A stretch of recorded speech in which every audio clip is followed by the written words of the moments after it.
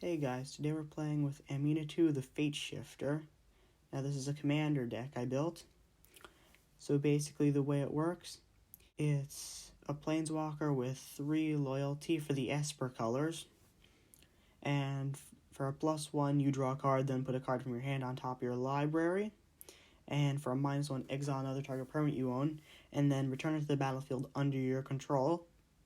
And for a -6, choose left or right. Each player gains control of all non-land permanents other than Aminatou the Fate Shifter, controlled by the player in the chosen direction.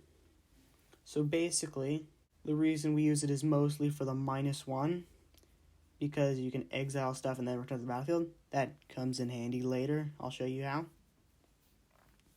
And you don't really intend to use the -6. We should build a pretty nice board state of our own. And yeah, over here we have a companion, which is basically, it's sort of like a pseudo commander, as long as your deck follows the companion rules. This card's companion rule is your starting deck contains only cards with even converted mana costs. So you can't have anything that costs 3 or 5 or 7 or anything like that. Basically, it's a 6/6 for 6, and when it enters the battlefield, each player puts the top 4 cards of their library into their graveyard. Put a creature card with an even converted mana cost from among those cards onto the battlefield under your control. So the way this combos with Aminatou the Fate Shifter is you can exile it and then return to the battlefield. You get its ETB again, and then you get to put another giant creature onto the battlefield. And yeah, the whole deck is just exiling it, bringing it back, exiling it, bringing it back, exiling it, bringing it back. Yeah, and yeah, getting a bunch of big stuff while doing that. Over here we have Kea Ghost Assassin, which is a planeswalker with 5 loyalty for 4. And for 0 you can exile it or up to 1 target creature. Return that card to the battlefield under its owner's control at the beginning of your next upkeep. You lose 2 life. Yeah, you can get Gyruda's ETB again. And for a -1, each opponent loses 2 life and you gain 2 life. And for a -2, each opponent discards a card and you draw a card. Basically, the way this was intended to work is if you exile it and then bring it back, it goes back up to 5 loyalty, so it doesn't run out. But you have to spend a turn doing it. And Angel of Commendation, 3/3 with flying and vigilance for 4. And for 3 and tapping it, you can exile another target creature and return it to the battlefield under its owner's control at the beginning of the next end step. Gyruda. And for the same cost and exerting it, which is basically having it not untap on your next turn, exile another target creature until it leaves the battlefield. So yeah. Archfiend of Despair, this is one of our hits. Most of the expense of the deck comes from the really expensive hits, like this one's almost $50. I have a list of more budget hits at the bottom. I'll go through them with you. And it's a 6/6 with flying for 8. Your opponents can't gain life. At the beginning of each end step, each opponent loses life equal to life that player lost this turn. So basically, all your opponents lose double life. That's really sweet. Archon of Cruelty. This is like the best card to get in Modern. So yeah. Well, that and Rieselbrand. It's a 6/6 with flying for 8. Another one. Whenever it enters the battlefield or attacks, target opponent sacrifices a creature or planeswalker, discards a card, and loses 3 life. You draw a card and gain 3 life. So yeah, that's a lot of effects. Atheris, the Shroud Veiled. Aside from being a really nice card and a great hit, this card can actually help get Gyruda's ETB again. As long as your devotion is to white and black is less than 7, it isn't a creature. And it's a 4/7 with Indestructible for 6. And at the beginning of your end step, you put a coin counter on another target creature. Whenever a creature with a coin counter on it dies or is put into exile, return that card to the battlefield under your control. So yeah, start with coin counters, come back after they die, and you can put them on your opponent's card so you get them after they die. It can also work with Gyruda a bit, because you can sacrifice it when it has a coin counter on it, and it just comes back, and you get its ETB again. And then Auriok Champion. It's a 1/1 for 2, protecting for black and red. Whenever another creature enters the battlefield, you may gain 1 life. So, yeah, this is actually part of a combo. We're going to be getting Gyruda back a lot. And, yeah, it's part of an infinite life combo, which is going to reveal itself later. And Avacyn, Angel of Hope, another one of our really great hits. It's an 8/8 with Flying, Vigilance, and Indestructible for 8. And other permanents you control have Indestructible. So, yeah, stuff can't die. That's nice. Yep. And Brago, King Eternal.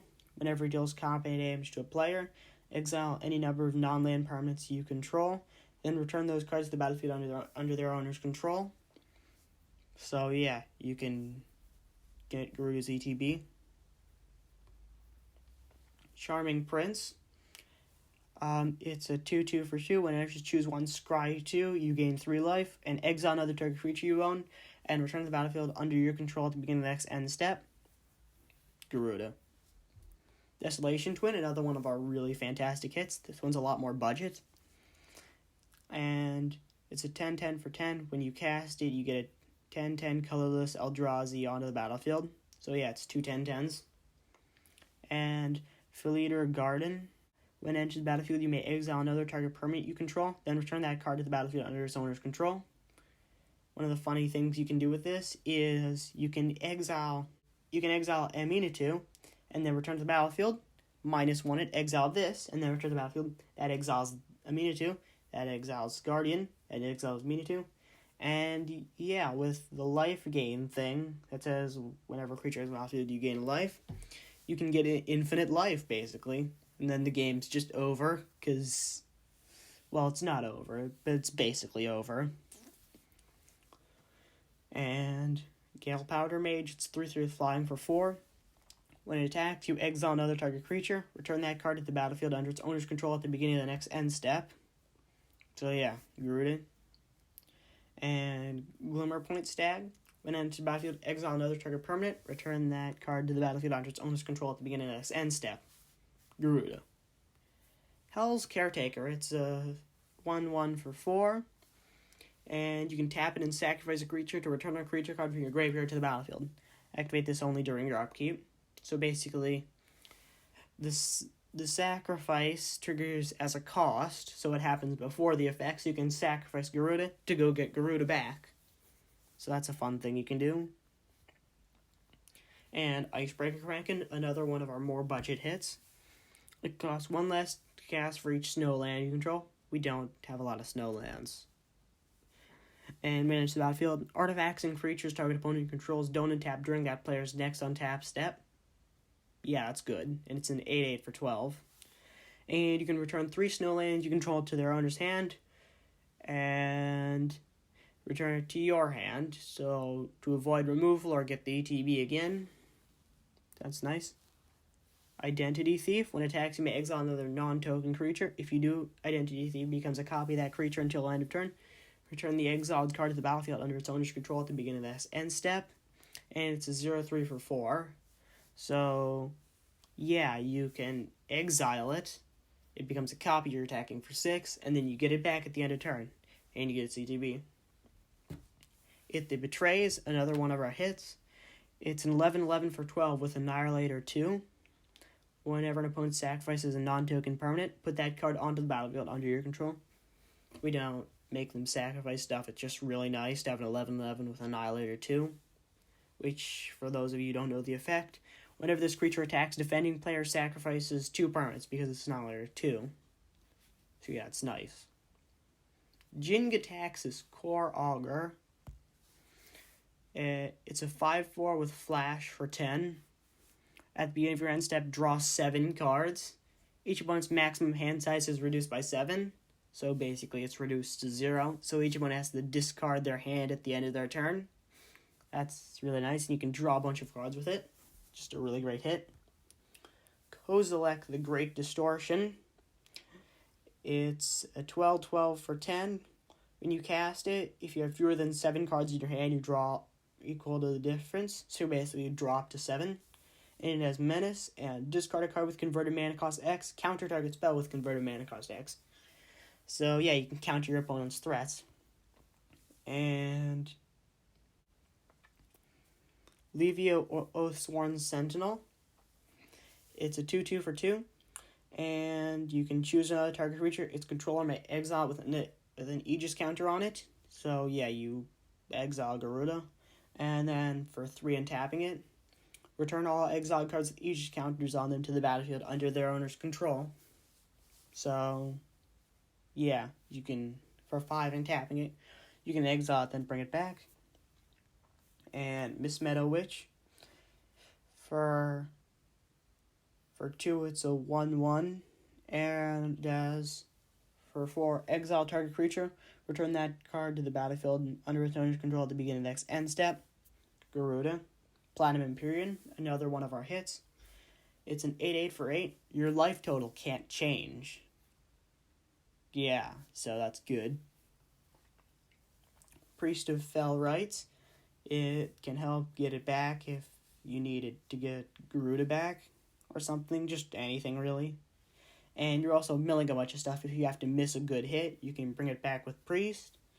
And yeah, anyway, it's a 2/2 for 2.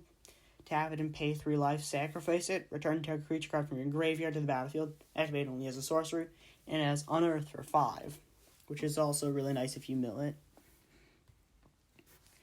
And then Razaketh the Foul-Blooded, another one of our really nice hits. It's an 8/8 for 8. It has flying and trample, and it's a demon. And it's pay 2 life, sacrifice another creature, search your library for a card, then put it into your hand, then shuffle your library. You can sacrifice something that exiles it and returns to the battlefield when it enters, because then they're basically just useless after that. And you can go get anything, just anything if you want. Restoration Angel, one of the cards we were talking about earlier. It's a 3/4 with flash and flying for 4. When it enters the battlefield, you may exile target non-angel creature you control, and then return that card to the battlefield under your control. So, yeah, Gyruda. And then Thassa Deep Dwelling. It's a 6/5 for 4 with Indestructible. As long as your devotion to blue is less than 5, Thassa isn't a creature. It's just an enchantment, basically. And at the beginning of your end step, exile up to 1 other target creature you control, and then return that card to the battlefield under your control. Yeah, and then for 4, you can tap another target creature. So basically, Gyruda. You can get its ETB. Tidespout Tyrant. It's a 5/5 for 8. Basically, it has flying, and whenever you cast a spell, you return target permanent to its owner's hand. It's a good hit.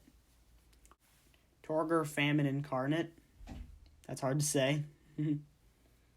It's a 7/6 for 8. And when you cast a spell, you may sacrifice any number of creatures.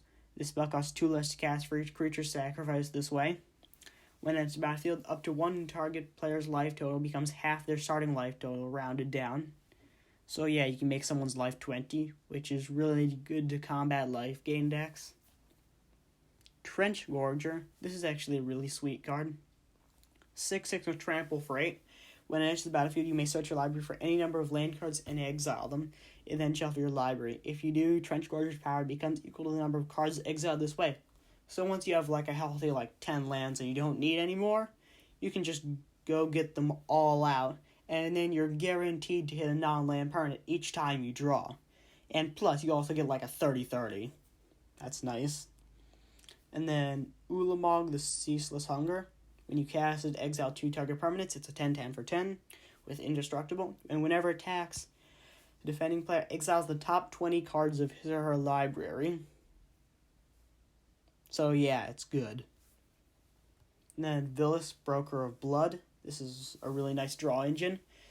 It's an 8/8 with flying for 8. And for 1 and pay 2 life, target creature is -1/-1 until end of turn. And whenever you lose life, draw that many cards. That's good. And then Whiskweaver Angel. It's a 4/4 with flying for 6. When it enters, you may exile another target creature you control, and then return it to the battlefield under its owner's control. Yeah, that's a thing. And Zetalpa Primal Dawn. It's a 4/8 for 8 with flying, double strike, vigilance, trample, and indestructible. It covers everything. And then Helm of the Host, another thing you can use to copy your commander. At the beginning of combat and turn, you create a copy of equipped creature, except that token isn't legendary. If equipped creature is legendary, that creature token gains haste. So yeah, more ETBs. Cosmic Intervention. If a permanent you control will be put into the graveyard from the battlefield this turn, exile instead. Return to the battlefield under its owner's control at the beginning of the next end step. This is really good at playing around sweepers, and yeah, it can also give you Gyruda's ETB. Empty the Pits. It costs 4 and XX, and it has Delve, which is basically each card you exile from a graveyard while casting a spell pays for 1, and you get X black zombies onto the battlefield tapped. And yeah, we're going to be milling ourselves like a lot, and Delve can pay for so much of it. So yeah, you can just get like 20 zombies. Flicker of Fate. Exile target creature or enchantment, then return to the battlefield under your control for 2. And yeah, ETB. Hagara Mauling. This is like an alternative land. This spell costs 1 less to cast when an opponent controls no basic lands, destroy target creature. And if you don't need that, it can also be a land that enters tapped. So yeah, that's good. And Illusionist Stratagem. For 4, exile up to 2 target creatures, then return those cards to the battlefield under their owner's control, and draw a card. So yeah, Gyruda. And Justicari's Portal. For 2, exile target creature you control, return that to the battlefield under its owner's control. That creature gains first strike until end of turn. It's good.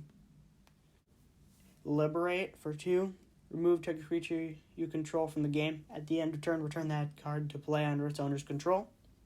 Gyruda. Long Road Home. Exile target creature for 2. At the beginning of your next end step, return that card to the battlefield under its owner's control with a +1/+1 counter on it. Momentary Blink. For 2, exile target creature you control, then return to the battlefield under its owner's control. And this one has Flashback for 4. That's good. And then Otherworldly Journey. For 2, exile target creature. At the beginning of the end step, return that card to the battlefield under its owner's control with a +1/+1 counter on it. The counter's not going to last very long, but still, that's good. And Siren's Ruse. For 2, exile target creature you control, then return to the battlefield under owner's control. A pirate was exiled this way, draw a card. I don't think I have to explain that we're not exiling a pirate. And Fairy's Time Twist. Exile target permanent you control, then return that card to the battlefield under its owner's control at the beginning of its end step. If it enters the battlefield as a creature, it enters with an additional +1/+1 counter on it. Gyruda. And Turn to Mist. For 2, exile target creature, return that card to the battlefield under its owner's control at the beginning of its end step. And we're moving on to sorceries. Here we have Demonic Tutor. This is a staple. Return search the library for a card, then put it into your hand, then shuffle your library. And Flicker. Remove target non-token permanent from the game, then return it to play under its owner's control. Gyruda. And Carnage Temporal Surrounding, because why not? It's a legendary sorcery.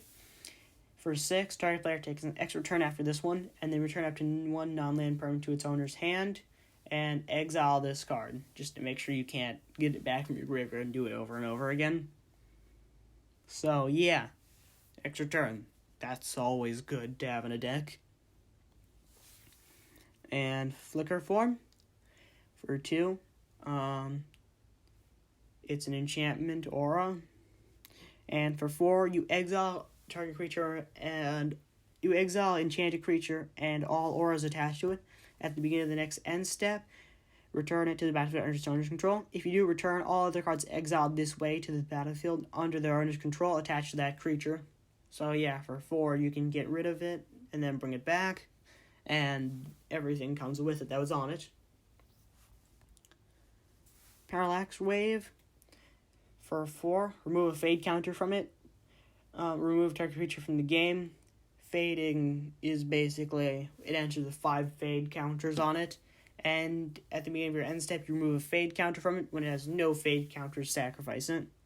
And when it leaves play, each player returns to play all cards he or she owns removed from the game with Parallax Wave. So yeah, you can exile 4 things, and you can exile 5 things, and yeah, get them all back. It's good. And for the last one, we have Teleportation Circle for 4. It's an enchantment that says at the beginning of your end step, you may return up to 1 target artifact or creature you control, then return to the battlefield under its owner's control. So, yeah. Gyruda. And here we have some more budget hits in case the other ones are too expensive, which I completely understand. And Chroma Angel of Wrath. It only costs $1.50. And it's a 6/6 with flying, first strike, trample, haste, protection for black and red for 8. So that's good. And Angel of Deliverance. Whenever it deals damage, if there are 4 or more card types among cards in your graveyard, exile target creature an opponent controls. And it's a 6/6 with flying for 8. And it only costs like 35 cents. And Ashen Rider. For 8, it's a 5/5 with flying, and when it enters the battlefield or dies, exile target permanent. It's good removal and only costs 75 cents. And Baleful Force. It costs 8, and it's a 7/7. At the beginning of each upkeep, you draw a card and lose 1 life. That's a good card draw, and it costs 50 cents. And Breaker of Armies. It's a 10/8 for 8. All creatures able to block Breaker of Armies do so. So yeah, you can break armies. And yeah, it can help get other stuff through, and it's really nice that way. And it only costs 40 cents. Brinlin, the Moon Kraken. When it enters battlefield or whenever you cast a spell with converted mana that costs 6 or greater, you may return target non-land permanent to its owner's hand, and it's a 6/8 for 8. And yeah, bouncing stuff. And it only costs 25 cents. And here we have Celestial Force. It's a 7/7 for 8. At the beginning of each upkeep, you gain 3 life. Good life gain, I guess, for $1.10. And Cognivore.